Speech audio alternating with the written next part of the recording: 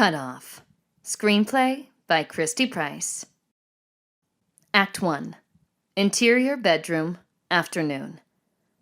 The afternoon sun beams in through the window as a well-groomed man in his 30s, Sid, is taking a nap. The room is warm and well-furnished. Sid's face has obvious signs of a nightmare. As his nightmare progresses, he starts talking in his sleep. A low growl rumbles through his dream, causing his muscles to tense with fear. His daughter, Isabella, rushes in to wake him up, as he does for her when she is having a bad dream. She's about 6 years old, very petite, and has long brown hair. Daddy! Daddy! Wake up! Unaware of the horrors happening in his dream, she lightly nudges his shoulder. A devilish howl follows from his dream. He wakes up panicked and frightened, throwing her off him. She hits her head on the corner of the nightstand with the loud, sickening thud, a haunting sound that snaps him back to reality. Her small body lays limp on the floor as blood started pooling around her. Sid struggles to shake the nightmare as he cradles her lifeless body until the warm blood makes contact with his skin. Desperate attempts are made trying to wake her. She is gone. Exterior, curvy road, day. A black 1983 Dodge Ram truck is driving through a winding road of the foothills on an overcast afternoon. There are very few cars on this particular road as it leads to the middle of nowhere. We hear a song by The Cramps blasting from the vehicle. Super. 1 year later. I don't think I want to stay here at the hospital anymore. I was wondering if you would help me out to find a place away from people. This place makes my skin crawl. Perhaps some solitude and fresh air would be better. Exterior bridge, moments later. The truck comes to a complete stop just before a bridge. The radio turns off, and after a moment, a radio chirp breaks the silence. Frank, in his 30s and well-dressed, completes a sequence of chirps. The brief pause before another sequence of chirps responds. Frank remounts the radio and shifts the truck into drive. Interior, Frank's truck, moving, moments later. As he crosses the bridge, Frank turns the radio back on. He pulls the last cigarette from a box using his mouth. Frustrated by being out of smokes, he crumbles the box and throws it towards the passenger seat. The crumbled container rolls over a hardcover book sitting on the passenger seat. It rocks back and forth as it covers the photo on the back. The truck takes a curve, and the photo is revealed to be Frank Bolan, the author of a very successful monster novel series. Frank fumbles to retrieve a lighter in the ashtray and returns it to the ashtray after lighting his cigarette. Exterior, curvy road, continuous. Frank finally arrives to a cabin. The thick forest around the cabin seems like an unnecessary shield from the world, considering how far away it is from society. He parks in front of a humble cabin and throws his cigarette out as he exits the vehicle. Crossing in front of the truck, he makes his way to the cabin door to perform a ritual of knocks. Only a few times of having to do this, and he is already annoyed with the process. Interior, cabin doorway, day. After hearing the knocks, Sid opens the door halfway. A haggard, unkempt man peeks out the door to see a familiar face. They stand in silence for a moment, just looking at each other. Sid's body language does not make him seem too keen on having company. Frank. Sid, are you going to invite me in? Sid half-heartedly waves Frank in and then turns back to walk towards the kitchen. Frank enters the house and follows Sid.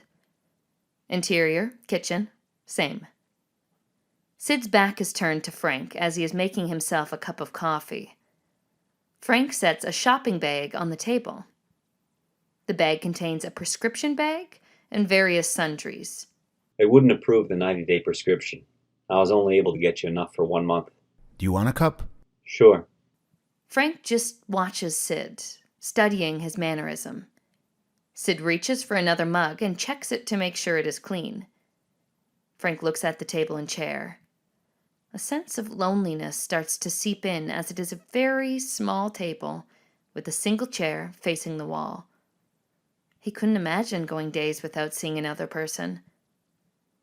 With a cup in each hand, Sid walks towards Frank and places the coffee down in front of Frank, while saying, Sorry, all out of whiskey.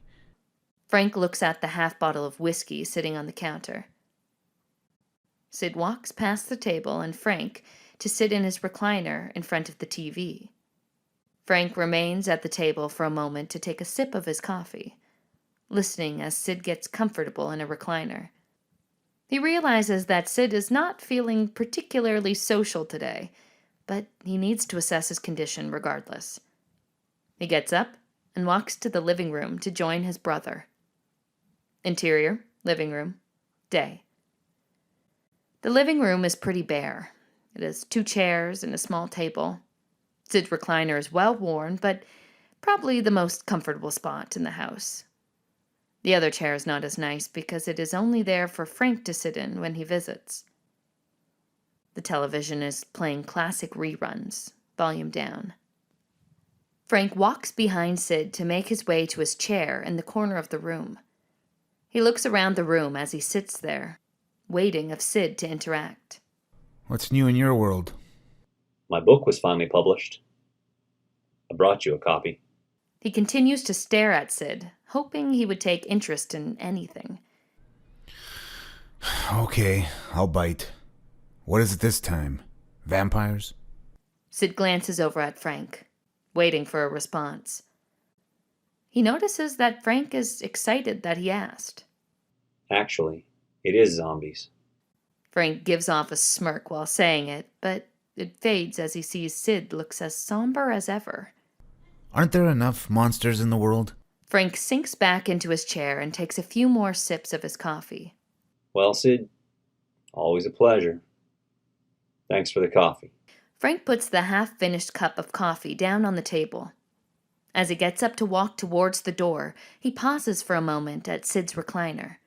I'll see you in a couple of weeks. Sid waves off Frank.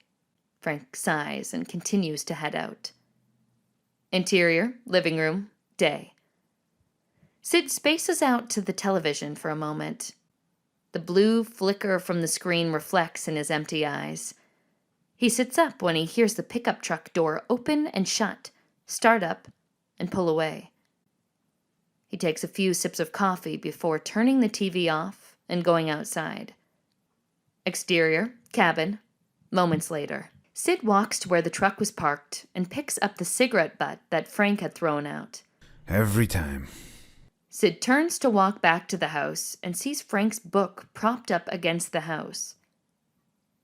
There's a moment of consideration before he decides to pick it up and takes it inside. He notices a note is stuck to the cover. The note reads, "The real monsters are only in fiction." Interior, living room, same. He drops the book on the end table and grabs his empty coffee cup before walking towards the kitchen for more coffee. He returns to his recliner and pauses before turning the television on. There's a sense of boredom, as it is nothing but reruns. Looking at the book his brother had left him, he weighs his options and decides to watch TV and sip his coffee. Interior, Frank's truck, day. As he is sitting in traffic, Frank's phone rings. He pulls it out of his jacket pocket. The picture of a beautiful blonde is showing on the screen. Frank's girlfriend, Claire, is calling. He can't help but grin as he answers the call. Hello? Hey, are you back? Yeah, babe. I'm on my way to the signing now. I can call you later about dinner. Okay. I love you. And I love you too. Talk to you soon. Frank hangs up and slides his phone back into his jacket pocket. He parks the truck in front of a bookstore and rushes inside. Interior, bookstore, day. As he walks into the bookstore, he walks past a queue of people waiting for the book signing event. Frank takes a seat and begins signing books for the fans. He looks down at his watch as the next person in line is about to walk up. He is rather distracted when a woman approaches the table and sets a copy of this book in front of him. And who am I making this out to? To the sexiest woman in the world. Frank looks up from the book to see Claire standing there. Leaning on the table, she has a smirk on her face as she feels cute and clever for catching him off guard. Well, I am sure my girlfriend might not be too happy about that. I really missed you. I feel like I haven't seen you in a while. I just wanted to stop by to surprise you on my lunch break, but I will see more of you at dinner. Claire smiles and blows a kiss before walking off. Frank stares for a moment as she walks away, then returns to the line of people waiting. Who's next? A fan places a book on the table. And who am I making this out to? Interior, cabin living room, night. The room is quiet. The only sources of light is the glow from the television and a light in the kitchen. The TV glow bounces off the empty recliner. There's the sound of a toilet flushing and a door opening as Sid shuffles back to his recliner. After a few moments, he turns off the television. Placing the remote on the table, he stares at the book for a moment before picking it up and quickly flips through the pages. He returns to the cover of the book, pulls the note from the cover, and looks it over. He then slowly reopens the book with the intent to read it this time. He turns to the first page and reads aloud. Dedicated to my brother, Sidney Bolin. He scoffs before turning the lamp on and begins reading the book.